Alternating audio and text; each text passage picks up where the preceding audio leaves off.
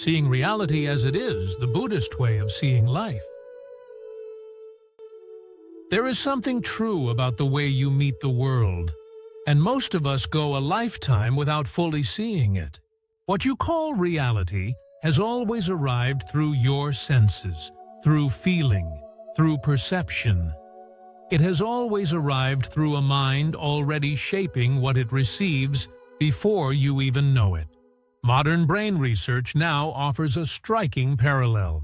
Every act of perception is shaped by an interplay between sensory signals and the mind's expectations. What reaches awareness has already been interpreted in the very process of arriving. But the Buddha's concern, 2,500 years ago, was not theory for its own sake. It was liberation. That is where this journey begins, with the ordinary act of perception, before it becomes belief, reaction, and suffering. Pay attention for a moment to what happens when you meet someone new. Before you have decided to form an opinion, before any conscious judgment takes shape, you already know something about them. They feel safe, or they feel slightly off. They feel familiar, or they feel like someone you should be careful with. Whatever the verdict is, it has already arrived. You did not look at them and then decide. The decision was already inside the looking. The same process is happening all day in every direction. This activity is continuous, naming what appears, comparing it with memory, predicting what comes next, assigning meaning, attaching feeling, and it happens faster than ordinary awareness can follow. By the time an experience becomes conscious, it has already been shaped. The light has already been colored. The face has already been read. The sound has already been turned into a sentence. The body has already taken a position. We tend to imagine the mind as a kind of clear mirror, simply reflecting what is in front of it. A more accurate image may be this: the mind is a workshop that never closes. It is shaping, sorting, framing every second you are awake, and continuing through your dreams. Sit with this for a moment. The mind is editing every experience before it becomes conscious. Whatever you call reality has always arrived through this editing. There is no version of it that has come to you any other way. Once this is seen, reality is no longer something met outside experience. It is met within the field of seeing, hearing, sensing, feeling, and thinking. The very field where suffering begins and where freedom also becomes possible. In the age the Buddha lived in, this question about the nature of all things was not a private philosophical hobby. It was everywhere. Wandering teachers debated openly about what is real, what is unreal, what exists, what does not exist, whether there is one underlying substance or many, whether the world is eternal or whether it comes and goes. Questions about reality filled the public life of northern India in the 5th century BCE, the way questions about science, consciousness, and the universe fill public conversation today. In one of his discourses, recorded in the early collections as the Sabha Sutta, the Buddha addressed this question directly. What is the all? What is everything that can be spoken of? His answer turned the question itself around. Instead of proposing a grand metaphysical picture, he drew a careful boundary. The all, he said, is the eye and the forms it sees. It is the ear and the sounds it hears. It is the nose and what it smells, the tongue and what it tastes, the body and what it touches, and the mind and the thoughts and impressions that arise within it. This, he said, is the all. If anyone claims there is another all beyond these, beyond this field of experience, and is asked to point to the basis of that claim, they will not be able to. They will only be repeating words. It is essential to be clear about what this teaching is and what it is not. The Buddha was not denying the existence of an external world, and he was not asking anyone to believe that nothing exists beyond the mind. The careful point he was making is more practical. Whatever can be honestly investigated appears within experience. Whatever can be clung to, suffered from, released, or awakened through appears here. Anything beyond that field may be interesting to think about, but it cannot be the place where suffering is directly understood and released. So, from this point forward in our conversation, when we use the word reality, we mean something specific. We mean the field of experience that is appearing right now, through the senses, through feeling, through thought. This is the only reality any of us directly meets. The world out there may or may not be exactly as we picture it. The Buddha leaves that question aside. He brings our attention back to what we can actually examine, which is the experience arising in this moment, and the way it gives rise to either freedom or suffering. Reality, in this practical sense, is not an abstract puzzle to solve from a distance. It is the living field in which contact, feeling, perception, craving, resistance, and release all take place. Suffering begins inside this field, through movements so fast and familiar that they usually pass unseen. Imagine a small, ordinary moment. You pick up your phone. You see that someone you love has read your message. They have not replied. Within seconds, something has happened inside you, and you are no longer simply standing there holding a phone. Watch what actually occurs, step by step, slowed down. First, there is the simple contact of the eye with the screen. Light enters, an image form. Then the mind recognizes what is being seen, applies a label, gives it a context. Read, but not answered. Up to this point, nothing especially painful has happened. It is just information. But almost immediately, something else arises in the body.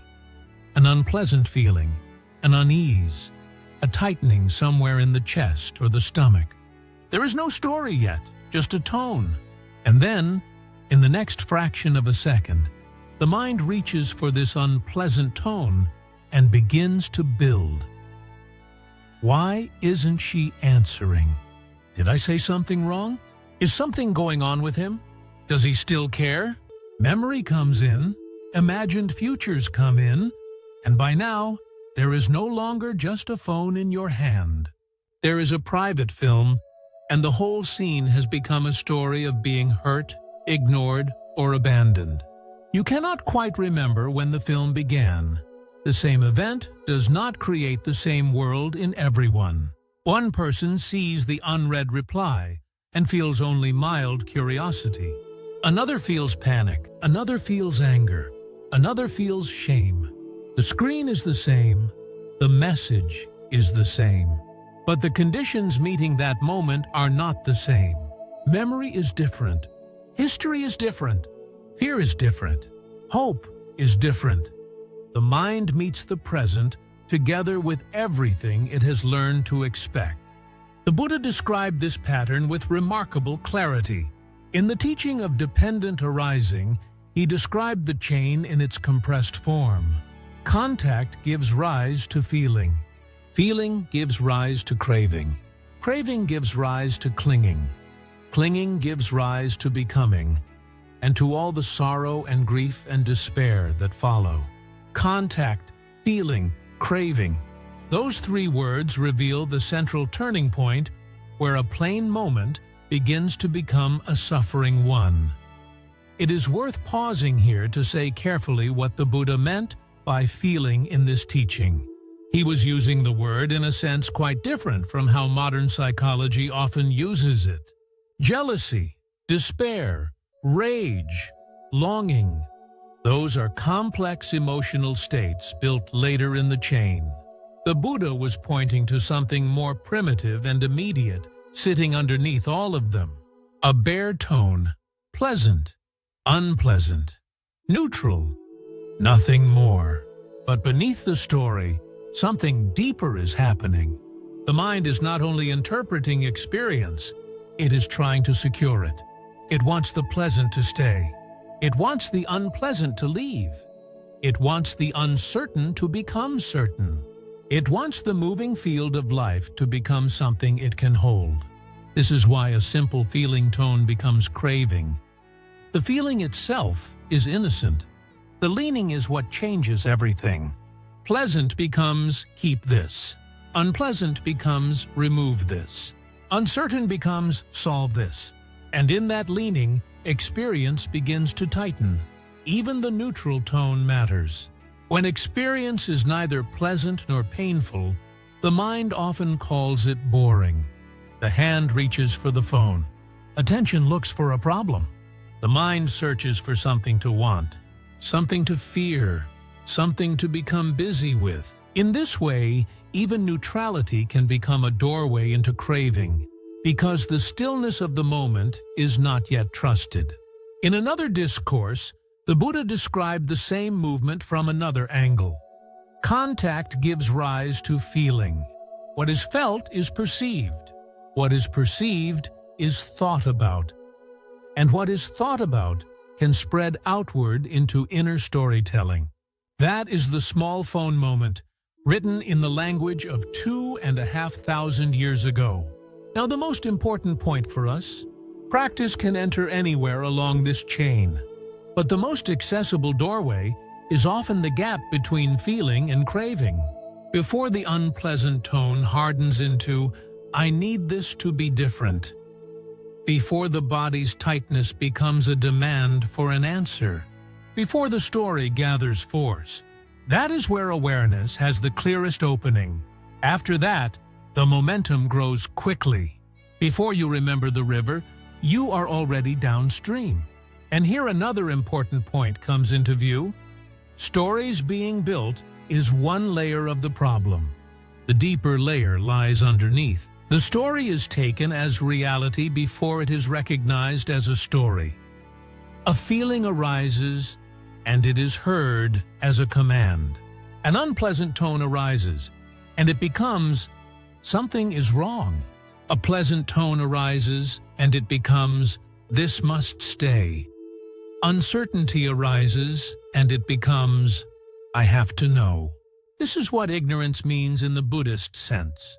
It is something much subtler than stupidity. It is the failure to see the conditions clearly enough while they are moving. To see things as they are is to see this movement clearly enough while it is happening that the chain no longer has to complete itself in the same old way. This is the deeper meaning of seeing reality as it has come to be. The Pali phrase for seeing as it is yatha bhuta. It is a small word with a great deal of weight inside it. Yatha means as, or according to, or in the manner of. Bhuta is the past participle of the verb to become. So, while yatha bhuta is often translated as it is, or as it really is, it can also carry a more dynamic sense, as it has come to be, or according to the way it has become. The usual translation is not wrong. What this seeing recognizes, however, is that experience is in motion, things arising according to their conditions, things passing according to their conditions. The flow of becoming itself. This distinction matters because it helps clarify two places where practice can easily become unclear.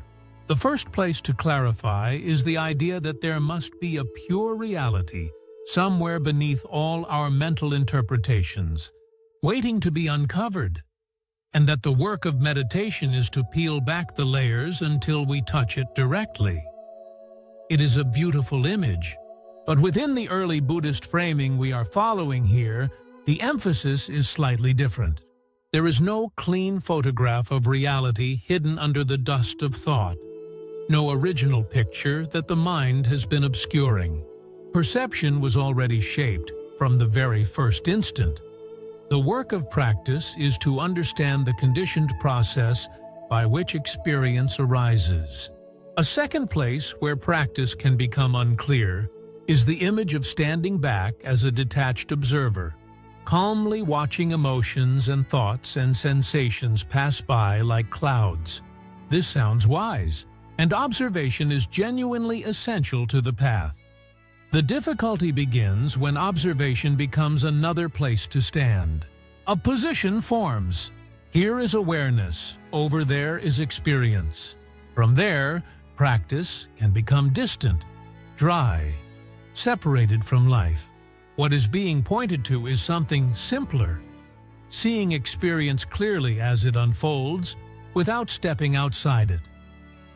The seeing the Buddha pointed to is not merely knowing that the mind constructs experience. That knowledge can become just another idea added to the pile. The seeing he pointed to is more alive than that. It is seeing the very process of construction as it happens. The arising, the passing, the way one condition gives rise to the next, seen as a living fact in the moment, while the mind is doing what minds do. And in that seeing, something else becomes visible. Even the feeling of standing apart and watching is part of the same unfolding. It depends on attention, memory, contact, perception, and subtle habits of holding. It arises, changes, and passes like everything else in the field. When this kind of attention deepens through practice, the three characteristics the Buddha pointed to stop being doctrines we are asked to believe in. They become simply what is being seen. Everything within experience is in motion, arising and passing, never staying. Nowhere within conditioned experience can the mind rest its weight permanently without creating friction. And nowhere in this whole flow is there a fixed center holding everything together from behind. When this seeing matures, something begins to change. The stories do not need to be destroyed. They simply lose some of their spell. The pleasant is still pleasant, but it no longer promises completion. The painful is still painful, but it no longer becomes the whole sky. The uncertain is still uncertain, but it no longer has to be solved before peace is possible. This kind of disenchantment is not indifference, and it is not withdrawal from life. It is an awakening from the spell that every feeling, every thought, every fear, every desire is telling the whole truth. Freedom, in this sense, takes on a different meaning.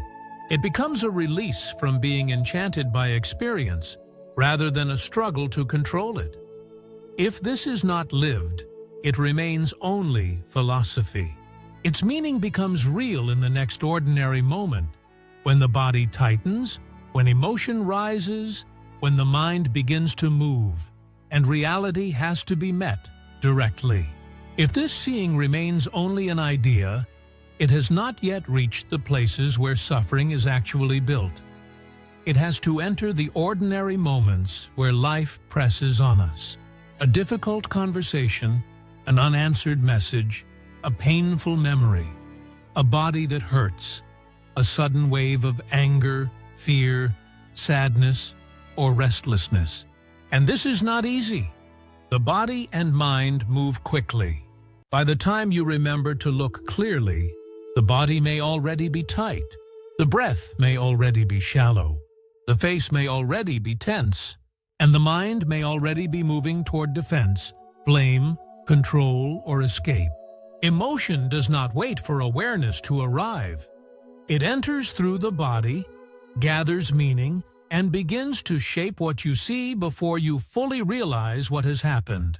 So, seeing reality as it is does not begin by forcing yourself to be calm. It begins by admitting what is already here. Heat in the body, tightness in the chest, pressure in the throat, the impulse to speak, the urge to withdraw, the need to know, fix, defend, or be understood. These are not failures of practice.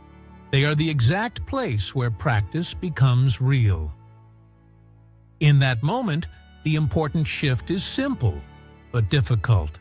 Instead of being carried immediately into the reaction, attention turns toward the process itself. What is happening in the body?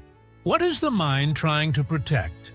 What is it trying to hold, push away, or control? This is not analysis for its own sake. It is a way of seeing the conditions while they are still moving. When anger is present, for example, the difference is not between feeling anger and not feeling anger. The difference is between anger is here and I have become the anger. In the first, anger is part of experience. In the second, anger becomes the whole place from which life is being met. Seeing clearly does not remove the heat at once, but it prevents the heat from becoming the only truth in the room. The same is true with fear, sadness, longing, or anxiety. The point is not to push them away or dress them in spiritual language. The point is to meet them before they harden into a command. Fear may be asking for safety. Sadness may be asking to be felt.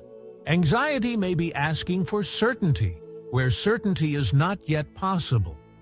When this is seen, the emotion may still remain, but its authority begins to weaken. This is what it means to bring the teaching into life. The same people remain. The same unfinished problems remain. The same body, with its limits and weather, remains. But something in the way experience is met has changed. What once felt like an order can now be seen as a condition. What once filled the whole field can now be seen as a movement passing through it. And this recognition often comes late.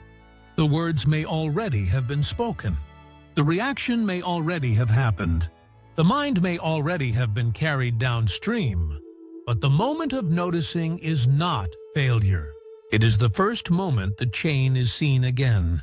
Seeing becomes practice in this very ordinary way, not by making every reaction disappear, but by no longer believing every reaction completely. A difficult moment can remain difficult without becoming the whole of reality. A feeling can be felt without becoming the place from which everything is seen. This is how the Buddha's teaching leaves the level of words and becomes a way of meeting life. The Buddha never promised a simpler reality. He never taught that practice would make the world quiet. What he pointed to was a way of living inside reality, with all of its complexity, no longer being dragged along by it like driftwood in a flooding river. That is the freedom the spoke of. Pain still comes. The mind still moves. The world still does what it does. And yet, within all of that, there can be a way of meeting what appears without being completely carried away by it. And it does not live somewhere far away. It begins in the next moment. You open your eyes and look.